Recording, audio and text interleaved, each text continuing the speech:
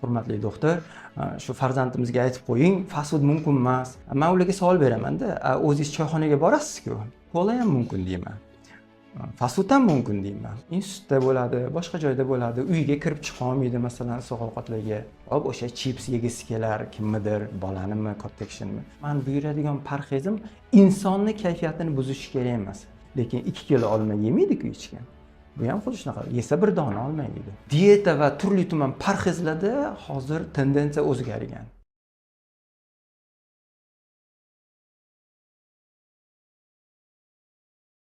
Men Nugmanov Abduvohid Zuhurjonovich hozirgi kunda Jeksov klinikasida dermatolog shifokori hamda bosh shifokor lavozimida faoliyat yuritaman.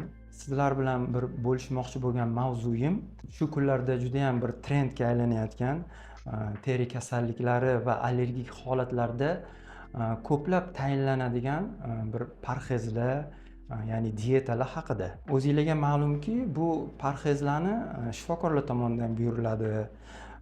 Bundan tashqari bemorning yaqinlari, qarindoshlari, qo'shnilari kimki shu qanaqa ma'lumotlar bo'lsa, shu endi qo'sh tirnoq ichida aytganda bir aql o'rgatish ma'nosida buyurilaveradi.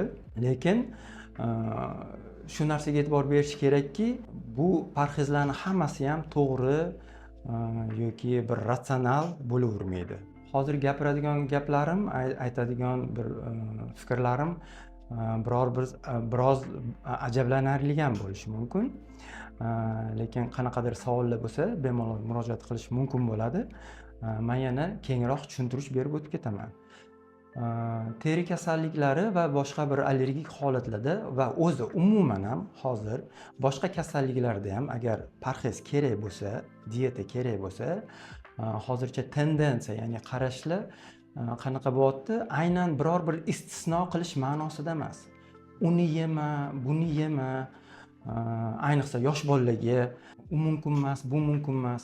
To'g'risini aytaman, o'sha parhez buyurayotgan insonni o'zi bir amalga oshira olmaydigan, o'zi rioya qila olmaydigan, o'zi shunga rioya qila olmaydigan bir narsalarda bu. Yosh bolalarga-ku endi uni qo'yaversa ham bo'ladi. Bechora insonlar qiynalib, ayniqsa yoshlar qiynalib, boshqa katta kishilar ham qiynalib, buni endi qanaqa tutar? Menda shunaqa fikrki, inson o'zi rioya qiladigan, o'zi amal qila oladigan narsani birovga buyurishi kerak deb o'ylayman. To'g'risini aytsam, o'zim amal qila olmaydigan narsani birovga buyursam, u gapimning ma'nosi, mohiyati va ta'sir qilish chegarasi kamayib ketadi.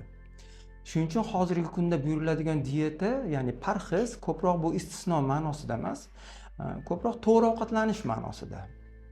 Ya'ni hamma narsa mumkin. Mana bir xil payt bemorlar kelishadi-da, hurmatli doktor, shu farzandimizga aytib qo'ying, fast food mumkin emas, kola mumkin emas.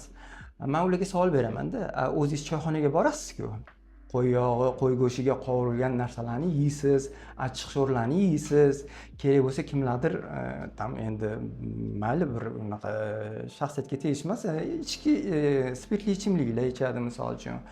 O'zlari shu ishni qilishadi, lekin farzandlardan yoki boshqa bir bemordan shuni talab qilishadi. Bu noto'g'ri narsa. Shunda men aytaman, "Yo'q, kola ham mumkin" deyman. Fast food ham mumkin deyman. Ular hayron bo'lib qolishadi. Deb, bu qanaqa shifokor ekan, bu zo'r shifokor ekan-ku misol uchun deb. Mumkin, hamma narsa mumkin, faqat me'yorda mumkin. Me'yorda mumkin. O'sha kolada, misol uchun, kolani misolida tushuntirib beraman. Aynan kola emas, lekin shuni misolida tushuntirib beraman. Yoki gazli ichimliklar misolida tushuntirib bersa bo'ladi. Ya'ni kam miqdorda 100-150 millilitrgacha bo'lsa, bu hattoki ovqat hazm qilish jarayonini ham yaxshilashadi. Masalan, o'zimiz ham ovqat hazm qilish jarayonini yaxshilash uchun gazli suvli ichamiz. Kola ham shuni bir turi, misol uchun, faqat miqdori kam bo'lishi kerak. Miqdori kam bo'lishi kerak. Hatto ba'zi bir tekshiruvlarda shu narsa yozib o'tilganki, endi isbot darajasi hali qanchalik uni bilmayman, ba'zi bir maqolalarni o'qiganmiz. Kola 250 millilitr miqdorda bo'lsa, ovqatlanishdan keyin paydo bo'ladigan ko'ngil aynishida juda ham yaxshi foyda beradi deyishadi. Bu degani ura solib ana endi mumkin ekan hamma narsa bu kolani 1,5 litr 1 litr baklashkada buni ichish degani emas. Ya'ni o'sha miqdorga e'tibor berish kerak. Ya'ni 100-150 millilitr. Bu bundoq qaraganda yarim piyoladan 1-2 marta ichish mumkin. Hop, ertalab baribir bir qozon ovqat yeyilmaydi. Misol uchun kola kerak emas. Lekin albatta, ya'ni tushli paytida, kechki payt shu qozon ovqatlar yeyilganda, qanaqadir ovqatlar yeyilganda iste'mol qilish mumkin bo'ladi. Fast food ham ayniqsa studentlarda ko'p bo'ladi. Nimaga studentlarda ko'p? Bu tez ovqat. Ularning imkoniyati yo'q, vaqti yo'q. Institutda bo'ladi, boshqa joyda bo'ladi, uyiga kirib chiqa olmaydi masalan issiq ovqatlarga. Va qolaversa endi narxi ham sal studentlarga hamyonbop bo'ladi. Mumkin, lekin faqat bunga o'tirib olish kerak emas. Hattoki shunaqa bir tekshiruvlar bo'lgan, masalan, inson agarki faqatgina mana bananni foydali deb o'ylaymiz biz, foydali. Lekin faqat banan yeb yurilsa uzoq 1 yil yashaydi. Faqatgina fast foodda yeb yurilsa 20 yil yashaydi misol uchunda inson. Faqat fast food. Fast foodni ham ichidagi ingrediyentlarga bog'liq, tam salat qo'shadi, misol uchun har xil ko'katlar qo'shadi. Lekin bu ham endi kundalik ratsionga aylanishi kerak emas. Qanaqadir miqdorda mumkin. Oddiygina yana misol, masalan, grechkani juda foydali deymiz va hokazolar deymiz. Har tomonlama isbotlangan grechka, lekin shuni ham hisobga olish kerak. Grechkada kartoshkaga nisbatan kraxmal miqdori ancha yuqori bo'ladi. Ya'ni aytmoqchi bo'lganimki, kartoshkani ham o'zini o'rni bor. Hop, o'sha chips yegisi kelar, kimnidir, bolanimi, katta kishini kam miqdorda yeyiladi endi. Maqsad shuki, ovqatlanishda biror bir narsani cheklash emas, hamma narsa mumkin, ko'p narsa mumkin, faqat kam miqdorda. Eng asosiysi, ruschaga aytganda raznoобразный deydi, tarelka raznoобразный, ya'ni turli tuman bo'lishi kerak. Turli tuman mahsulotlardan iborat bo'lishi kerak. Kletchatka ham bo'lishi kerak, oqsillar bo'lishi kerak, o'sha kerak bo'lsa uglevodlar ham bo'lishi kerak. Hattoki